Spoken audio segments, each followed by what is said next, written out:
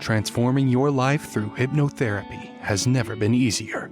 With the help of your host, Julie from coachinghypnosis.net, and these power-packed minisodes, you're sure to find yourself engaging in more positive behaviors around both your physical and mental health. Here's your host, Julie.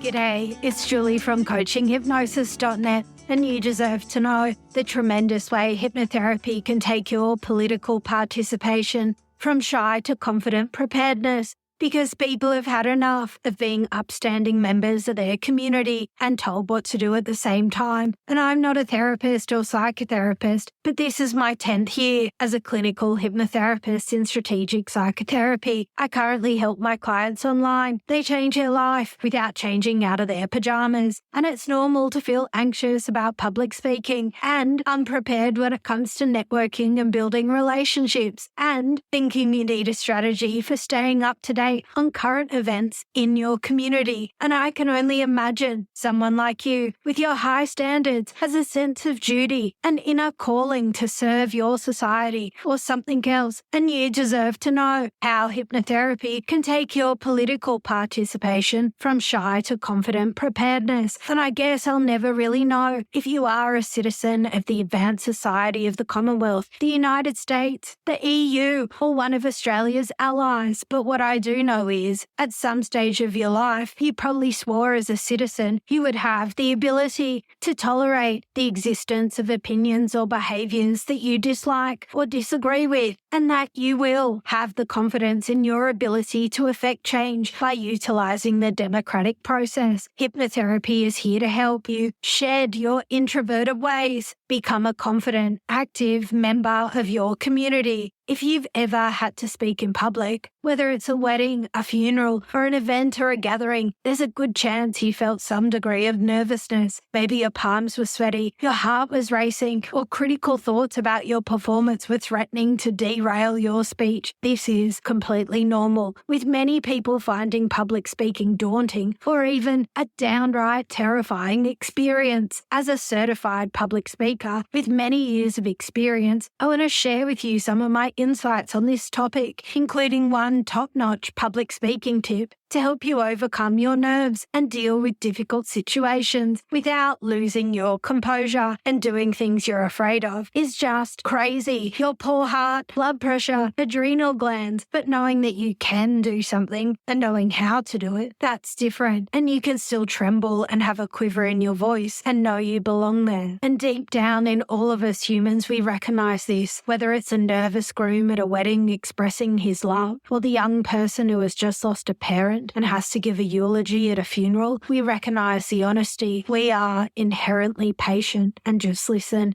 In fact, we forgive most errors. We smile however long it takes. We wait until what has to be said has been said. And the truth is, when you give your talk in public, you might excite some people. You might move people to boredom or even tears. Some might find it at best only mildly interesting. But out of the hundreds or thousands of people, maybe there's only one person who truly needs to hear what you say. And I don't know if it will be the man up the back wearing dark green, or the old fellow who's smiling in the front row, or the woman with a small child. But what I do know is it's imperative that you reach this one person, for it's like ripples in a pond. Through them your words will work miracles, and it will have nothing to do with your speech, but your words might excite the imagination, start a rolling stone, or something so much more than that. Because when you respect people, people respect you, and you respect yourself, and people can sense your goodwill. You are sincere and honest, and when people meet you in the future, they begin to really notice that you listen when people speak, and in return, they return that feeling to you. Whether or not you're speaking to one person or a few, your attention is externally focused on them, and when you can't answer your audience's questions, You love to say, I don't know, but I'll find out and get back to you, because you respect people and people respect you. And remember to visualize yourself presenting perfectly, because, get this, the piano experiment titled Modulation of Muscle Responses Evoked by Transcranial Magnetic Stimulation During the Acquisition of New Fine Motor Skills involved subjects playing the piano. Would learning how to play change the brain? The experiment was measured by sophisticated gadgets like transcranial magnetic stimulation. 4 groups of people participated for 5 days. Group 1 practiced the piano for 2 hours every day with a specific tune. Group 2 practiced whatever piano for 2 hours each day with no instruction. Group 3, imagine playing a specific tune for 2 hours per day. They never touched the piano. Group 4 did nothing. The control group never showed up to practice. From what shocked the academic world, Group 1 and 3 showed almost the same changes in the brain, involving expansion and development of neural networks. This concept in neuroscience is called Hebbian learning. Your beautiful brain will have you presenting perfectly in no time. You can apply the same technique to imagining you are confidently introducing yourself to others and engaging in meaningful conversations. And you deserve to feel calm, relaxed when staying up to date on current events and becoming more involved in the community. But if staying up to date and networking make you feel anxious, there's a formula for that. It reminds me of a fabulous machine learning course. You can do it for free on YouTube. It's called Caltech's Machine Learning Course by the enthusiastic Professor Abdu Mustafa. There is a lecture on error and noise and pushing all the math aside. Imagine for a moment you are asked to create a fingerprint door lock and you need to write the computer code. To code it, as you can imagine, if your code isn't accurate enough, intruders will be able to get in, and that will be an error. If it's too accurate, your own fingerprint will be rejected, and that would also be an error. And what if it rains and your thumb is wet and you get rejected? That's too much noise. And what if you allow too much noise and the intruder gets in? But the truth is, many people don't have the formalization to capture the error measure, and those that can capture it, they can't always optimize it. Therefore, the alternative is to compromise. Compromise is very popular. It's always the second choice. If you can't calculate the error measure, somewhere between your final hypothesis and your learning algorithm is where you'll discover your error measure. Your anxiety also belongs somewhere between your final goal of networking and your learning algorithm of getting more involved with the community. You don't want to feel so anxious you can't network, and you don't want to feel so safe at home that you don't get involved in the community. You don't want to be so involved in the community that you're anxious, or you forget to stay updated on what's going on from home. You need to find your ideal formula for compromise until you discover your error measure for networking with managing anxiety. Here is a hypnotherapy script that can take your political participation from shy to confident preparedness. It's called Finding Clues by Colin Rosati. And doing whatever you have to do to make yourself comfortable, take a deep breath and relax. That's right. Relaxing all the muscles from the top of your head to the tips of your toes and letting all the stress melt from your body and simply draining away out through your toes. Today, I'd like you to focus your attention on breathing. Remember, you don't have to try to allow your breathing to become deeper and regular. Simply allow your breathing to become steadier and more regular with each deep, refreshing breath as you allow your body to continue to gently fall asleep deeper and deeper with each breath. And as your body gently descends into a deep, restful slumber,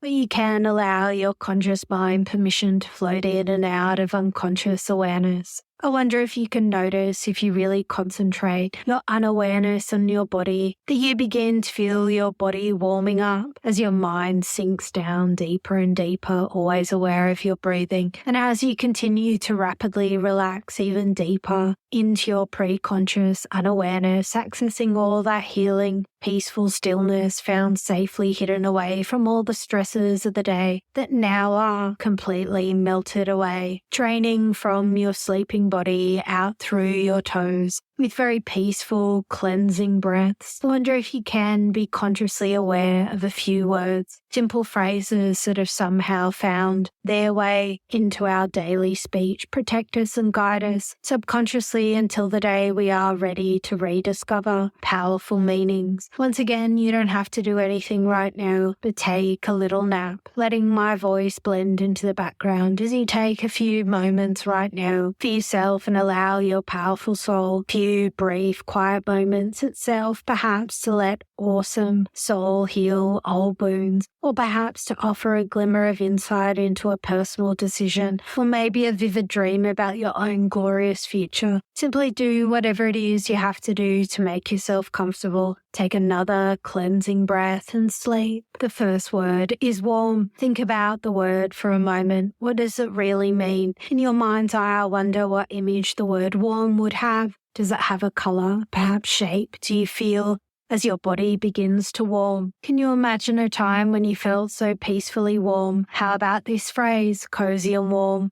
I wonder why those words were joined together such a long time ago. Physically remember how good you feel when you allow yourself to experience cozy and warm. What about the phrase, he is such a warm and loving person? What is that phrase meant to remind us? How special do you feel right now when you imagine someone who is warm and friendly, giving you a big warm and friendly hug like a big teddy bear or a friendly pet? And as you allow yourself to relax even deeper, your mind quieter and quieter, and I wonder how different you notice yourself feeling around someone who is warm and open as opposed to someone who gives you the cold shoulder. That's right, the cold shoulder. They don't feel very open and receptive at all. So as you now recreate an experience in your own mind of how good it felt to physically be close to a warm and caring person, be consciously aware of the unconscious vibrations radiating from this person at your own pace. Whenever you're now ready to focus your attention on the phrase, there's truth in those words. You can really find your destiny, happiness in true path in your life if you find yourself becoming more and more aware of words and phrases around you every day. Words and phrases are now an important part of your life. Allow them to be your guide, your strength, your reserve,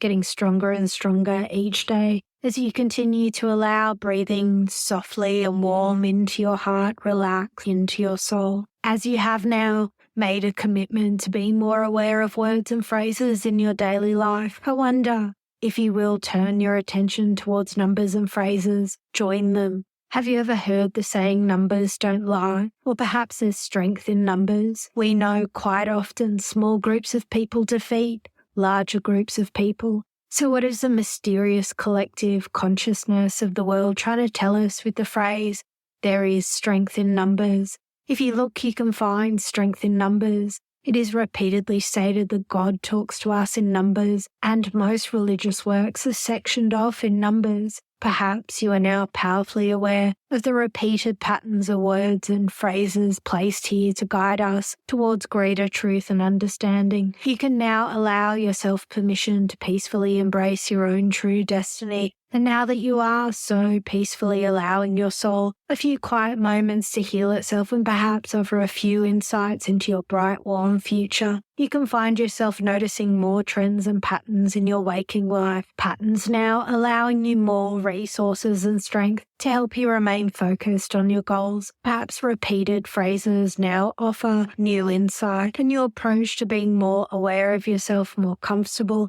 that the answers are out there, and thus you find stress melting away with each breath, anxiety about the unknown, the future have faded away and out of your mind forever because you now have all the tools to complete your destiny. So what if you thought about hypnosis and political participation differently? And what if you didn't? The choice is yours.